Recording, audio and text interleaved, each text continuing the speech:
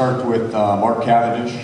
Mark is with the HTC Columbia team. 10-time stage winner of the Tour de France, and he's done pretty well in the U.S. as well, winning multiple stages at both the Amgen Tour of California and the Tour of Missouri. The race starts out without a prologue this year. Is there a little more extra incentive, maybe possibly winning and grabbing the yellow beginning in Sacramento on Sunday? Yeah, absolutely. You know, it's always nice when I can get one sprint, because it means I can win the team.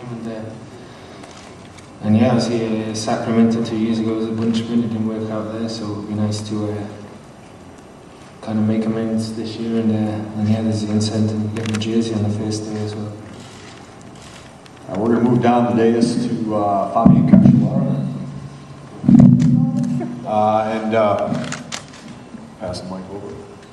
And Fabian is the Olympic gold medalist in the time trial from the Beijing Games, current world champion in the time trial, so he'll definitely be featured in Los Angeles during the time trial a week from Saturday.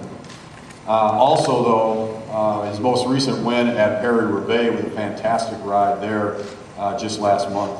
So welcome, Fabian. And the question for you is, how is your form only a few weeks removed from that fantastic ride at Paris-Roubaix, and how are you approaching the Amgen Tour of California?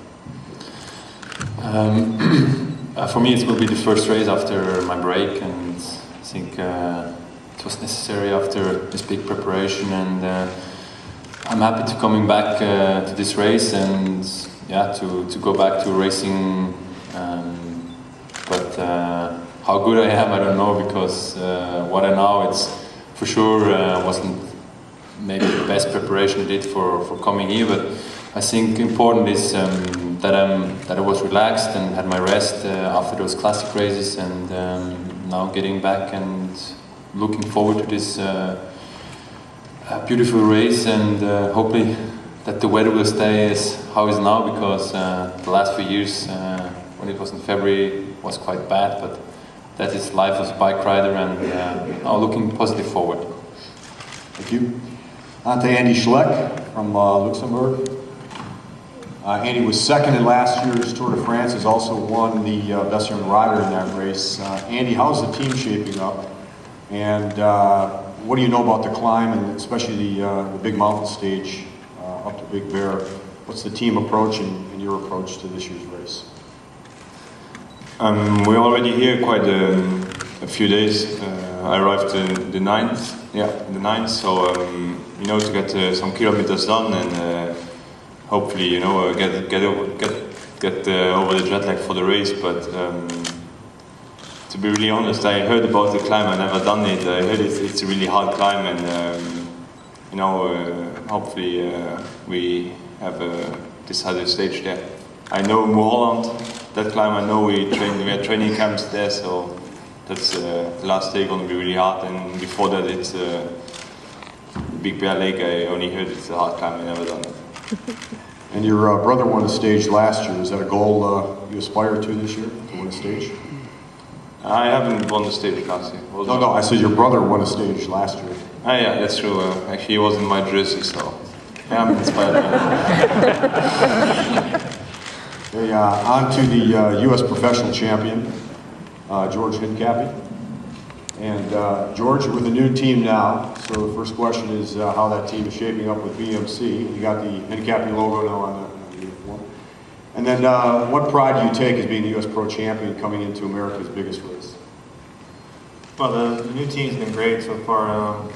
You know, we started off the year with some slight growing pains, being a new team, being at a new level for the team. But with the riders that we had, with Cadell winning Fletch Malone, and starting off the Giro with the second and third place in the prologue, and the team's really gaining some momentum right now, and we're hoping to continue that process right now in the Amgen Tour of California.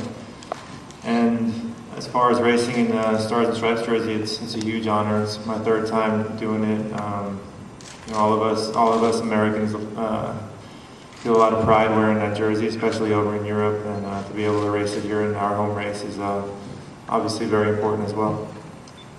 Another man with a Stars and Stripes jersey, and you'll see that on Saturday in Los Angeles, is 5-time U.S. Pro Time Trial champion Dave Zabriskie with the Garmin Transitions team. And Dave, I think the big question is next Saturday, first of all, you moved to Los Angeles from Salt Lake City. Is there going to be a special emphasis or a special place in your heart for the time trial in downtown Los Angeles now that you moved there?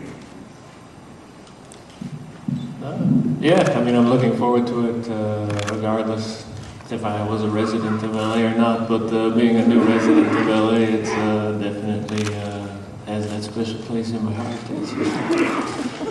So yeah, I went down, took a look on Mother's Day very early in the morning, and you have to do it very early with the traffic down there. It gets kind of crazy. It's actually not that far away from my house. With traffic, it only took 10 minutes. Usually it takes an hour. No traffic, it's not that far. I went down, took a look-see, it's great. Yeah, looking forward to that one, so we'll see you there.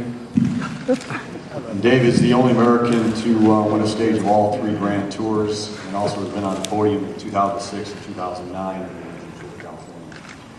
On to Lance Armstrong. Lance, as everybody knows, 7-time Tour de France champion, 3rd last year in last year's tour. Wearing the new jersey of Radio Shack, his team. Lance, tell us a little bit about Team Radio Shack, the evolution of the team this year, and how you guys are approaching America's biggest race. Well, it's, I think most people recognize the team and the structure of the team, the management of the team.